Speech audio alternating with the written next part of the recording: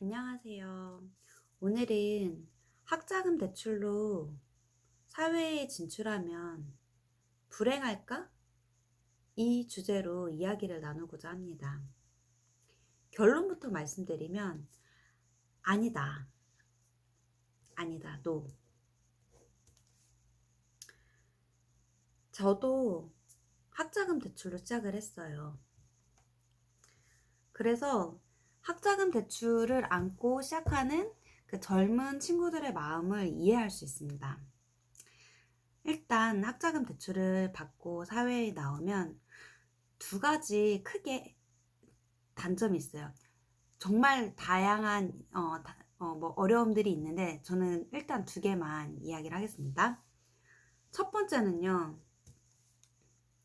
저금을 잘 못해요. 대학을 졸업하는 그 순간부터 원금과 이자를 내야 되는데 학교 다닐 땐 이게 체감이 안 돼요. 그런데 학교를 나오면 이게 바로 직격탄인 거죠. 저 때만 해도 반값 반값 등록금인가요? 그 제도가 없었고 정말 졸업 직전에 나왔나? 이러다 보니까 학자금액 자체가 굉장히 컸어요. 국립대가 아니었거든요.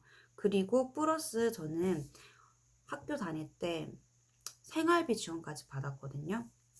이 생활비 지원은 뭐냐 하면 등록금이나 이런 걸 외에도 내가 생활이 어려워서 받는 그 대출이 또 따로 있어요. 저는 그렇게 대학을 다녔어요. 그런데 그 당시에 문제는 뭐냐면 학자금 대출이 좋은 제도임에도 불구하고 이율이 7%였나? 정말 지금으로 생각하면은 이렇게 높았다니 라는 생각이 들 정도로 높았어요. 7에서 9%까지도 갔던 것 같아요.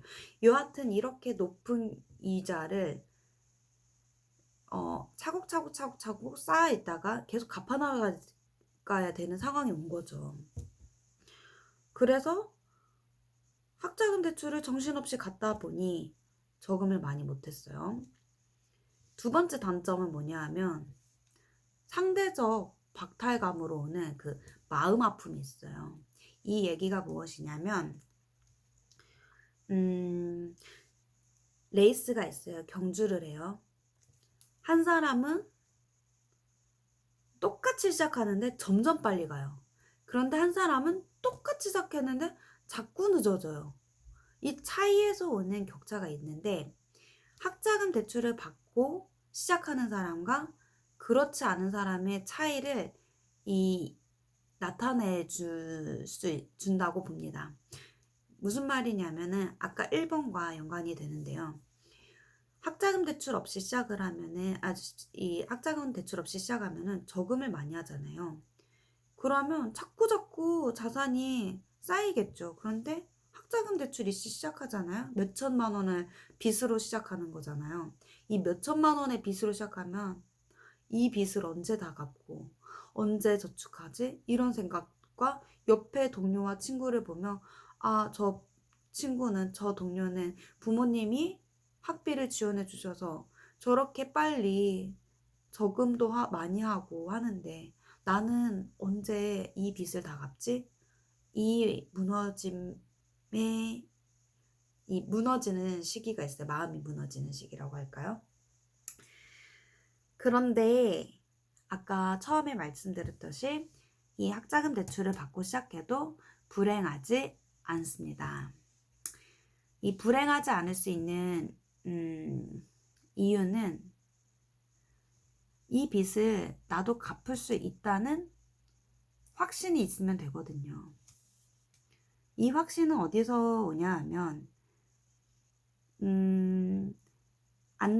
꾸준히 들어오는 월급 플러스 본인이 스스로 월급쟁이로서 어떻게 자본주의에서 살아남을지 노력하는 그 여하에 따라 달라진다고 봅니다. 저는 일단 월급으로 학자금 대출을 갚았고요. 부가적으로 이 학자금 대출을 갚다 보니까 저금이란 걸 정말 못했는데 대신 직장인으로서 월급을 어떻게 관리해야 되는지 알려주는 책을 읽음으로써 제도를 제가 도전을 하게 됩니다. 그래서 청약을 통해 아파트에 당첨이 됐고요. 그 이전에 저금하지 못했던 그 모든 경제적인 어려움 또는 낙심 이런 마음들이 한 번에 해소가 됩니다. 제가 말씀드리고자 하는 것은 본인의